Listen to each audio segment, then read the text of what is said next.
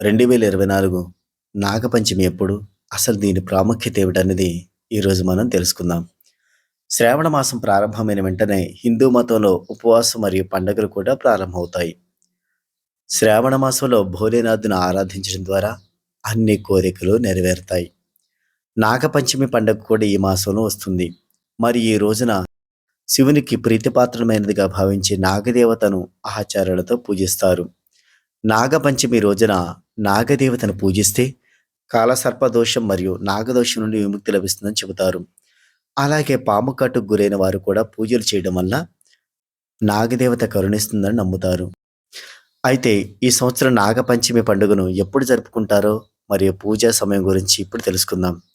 తేదీ మరియు శుభ సమయం. ప్రతి సంవత్సరం శ్రావణ మాసంలో శుక్లపక్షంలోని 5వ రోజున నాగపంచమి పండుగను జరుపుకుంటారు. వేద క్యాలెండర్ ప్రకారం ఈ సంవత్సరం శ్రావణ మాసంలోని శుక్లపక్ష పంచమి ఆగస్టు 9న రాబోతుంది.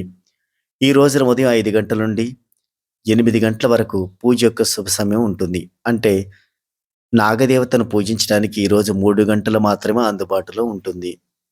నాగపంచమి ప్రాముఖ్యత.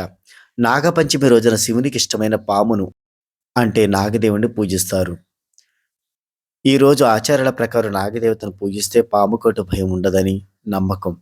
అలాగే జాతకంలో కాలసర్ప దోషం ఉంటే ఈ పూజ తప్పనిసరిగా చేయాలి. ఇది దోష ప్రభావాన్ని తగ్గిస్తుంది మరియు నాగదోషం నుండి ఉపశమనం ఇస్తుంది. ఈ రోజున నాగదేవతకు పాలతో అభిషేకం చేస్తారు. నాగపంచమి రోజున ఇంటి ప్రధాన ద్వారం వద్ద పాము విగ్రహాన్ని తయారు చేసే సంప్రదాయం ఉంది. దీంతో పాముని ఇంట్లోకి రాకుండా ఉంటాయని భయం తిరుగుతుందని నమ్మకం. తెలుసుకున్నారు కదా 2024లో నాగపంచమికి సంబంధించిన వివరాలను. మరిన్ని వీడియోల కోసం ప్లీజ్ సబ్స్క్రైబ్ అవర్ ఛానల్.